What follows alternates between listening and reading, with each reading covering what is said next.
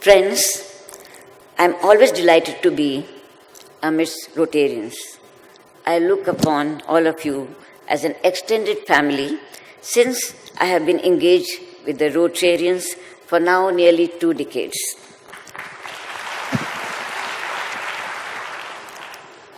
I hold the Rotarians in high esteem.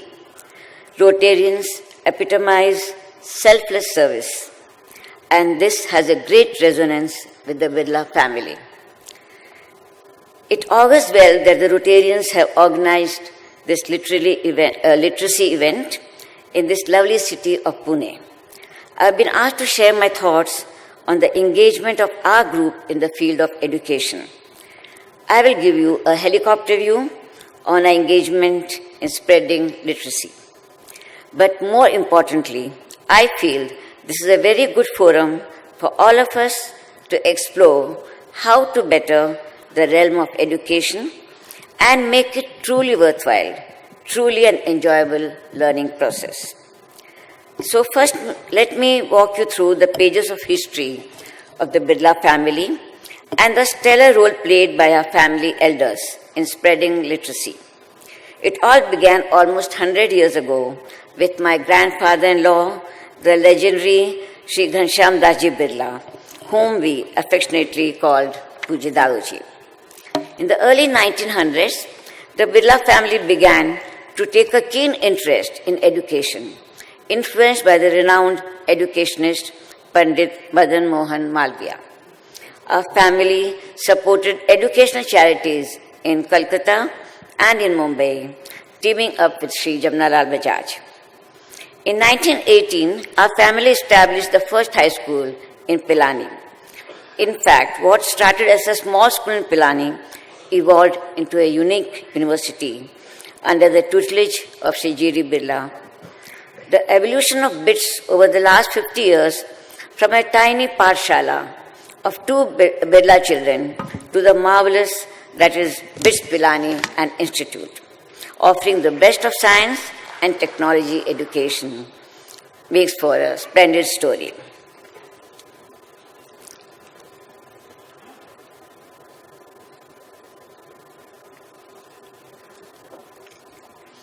In the recent past, BITS Pilani has spread its wings.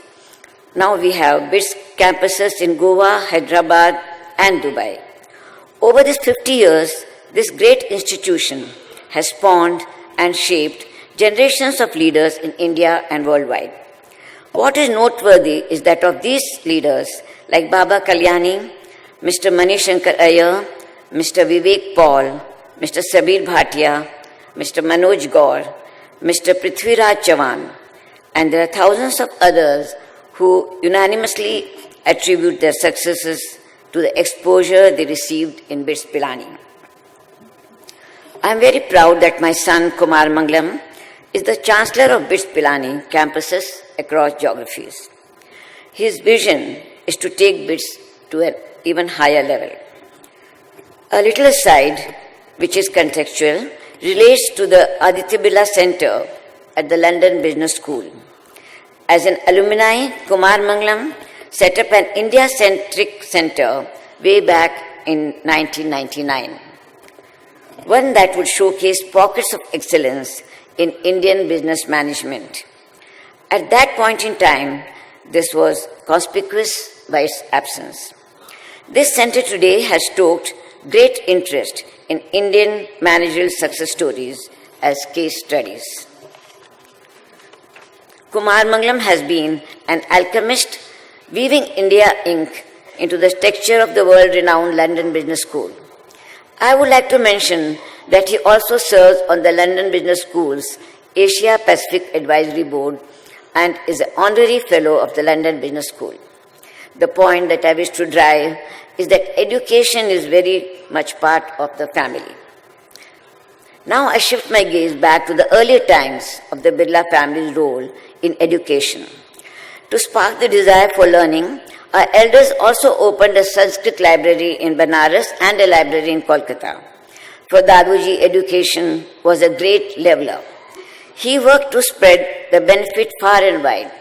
For instance, he gave 70,000 for the Aligarh Muslim University, and in the 1940s, at the behest of Sardar Vallabhbhai Patel, Daruji contributed rupees 20 lakhs to establish the Birla Vishwakarma Mahavidyalaya College in Baroda. He gave wholeheartedly because he believed in the power of education. And this thread is woven in the Birla texture. My parents-in-law, Pujya Ma and Dr. Darsala Birla, Pujya Kakuji, Sri B.K. Birla, are both eminent educationists, having established more than 20 schools. The most prominent among these are the Ashok Hall groups of schools in Kolkata, B.K. Birla Institute of Engineering and Technology. This is a testament to Pujya Ma's dream of spreading education across the nook and cranny of our country. Today, this torch of learning blazes forth with my sister-in-laws, Mrs. Manjushri Khitan leading it, and alongside my other sister-in-law, Mrs. Jayashree Mohta, runs some of the finest educational institutes in India. Ma and Kakuji were a great source of inspiration to my husband, Aditiji. They continue to inspire not only me, but Kumar Mangalam Nija and the grandchildren.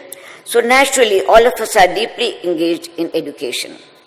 Over the last 2 decades, we have begun a movement towards inclusive education, apart from setting up international schools. We run 42 schools where more than 45,000 children receive quality education. Of these, 20,000 belong to the underprivileged segment. Over the next 2 years, we will be adding 10 more schools.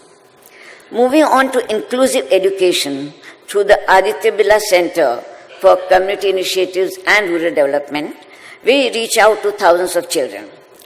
We push for the education of girl child. We are mentoring nearly 5,000 girls from the Kasturba Gandhi Balika Vidyalayas and rural schools. We train hundreds of children preparing for the Navodaya schools entrance exams. The Navodaya schools are residential schools run by the government. Admissions are for the rural underprivileged and is based on a state-level competition exam. Additionally, we give merit scholarships to 15,000 children in the hinterland of our country. We also encourage adult learning programs. In essence, we try to do our best to spread the benefit of knowledge and learning as far as possible. I must add that we model our schools and all our educational endeavors on the solid foundation of values. So we raise and groom our students and children with values. Values like love, compassion, empathy, patience, all of which spring from the deep within. All these values lay a very strong foundation for principles like integrity, commitment, and self-discipline in life. I've always felt that children imbibe values by what they observe at home in the behavior of their parents and at school in the behavior of the teachers. So we try and set a good example.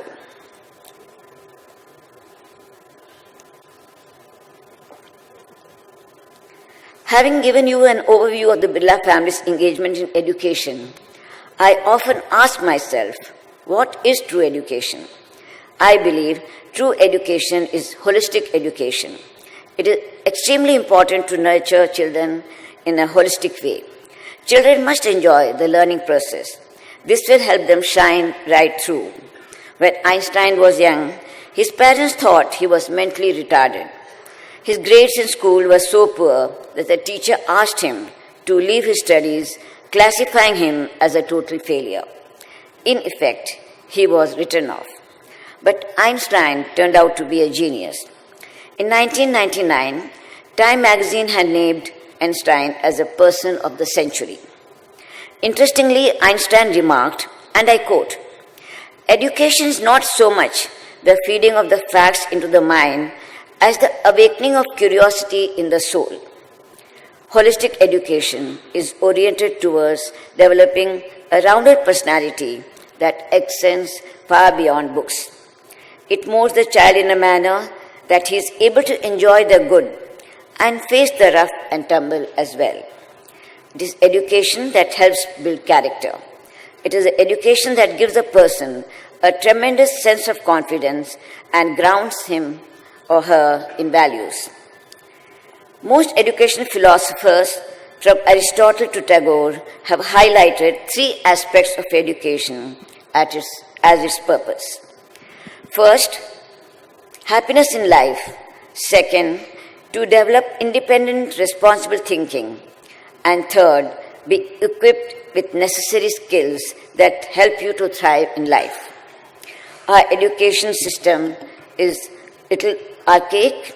It is based on outdated notions that the child is an empty vessel and needs to be filled with knowledge, that some children are dumb and some children are clever.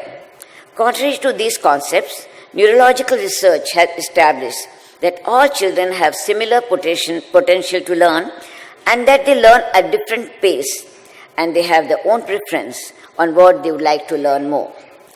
Unfortunately, teachers, parents, educationists, children themselves, and society at large all hold different views and at times conflicting views concerning the purpose, process, and how education should be given.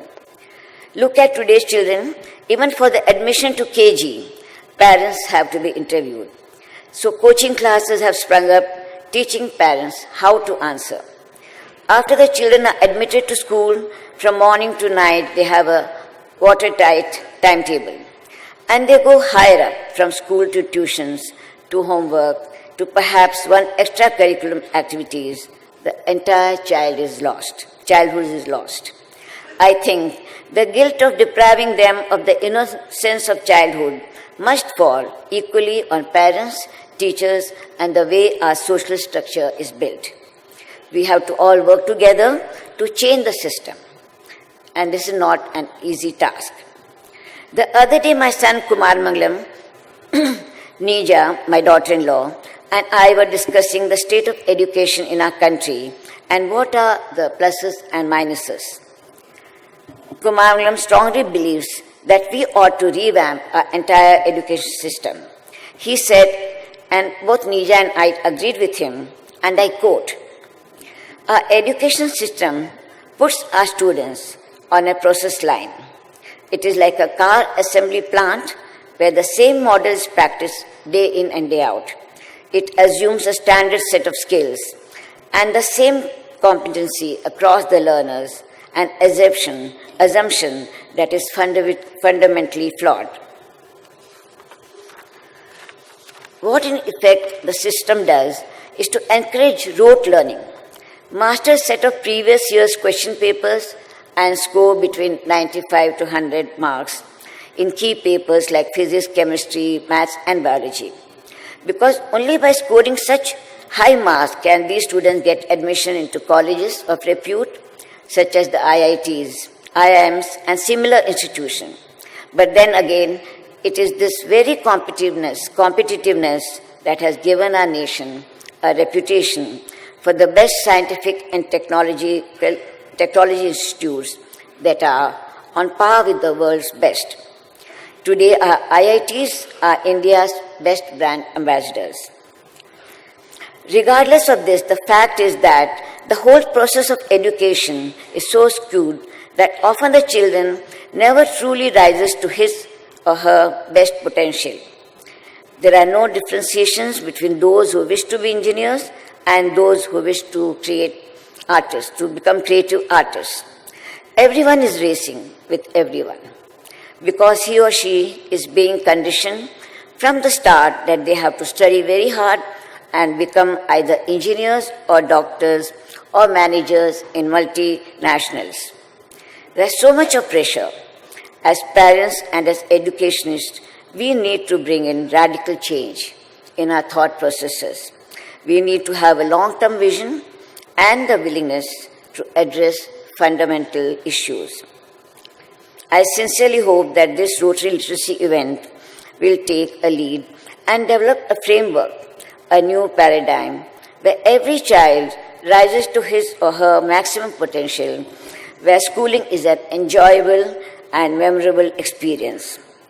In sum, get to a stage where learning is a lifelong journey. a journey without a finish line. Having said all this, I would like to add that polio eradication continues to be the uppermost in my mind. I humbly contribute $1 million to further the cause of polio eradication. Thank you.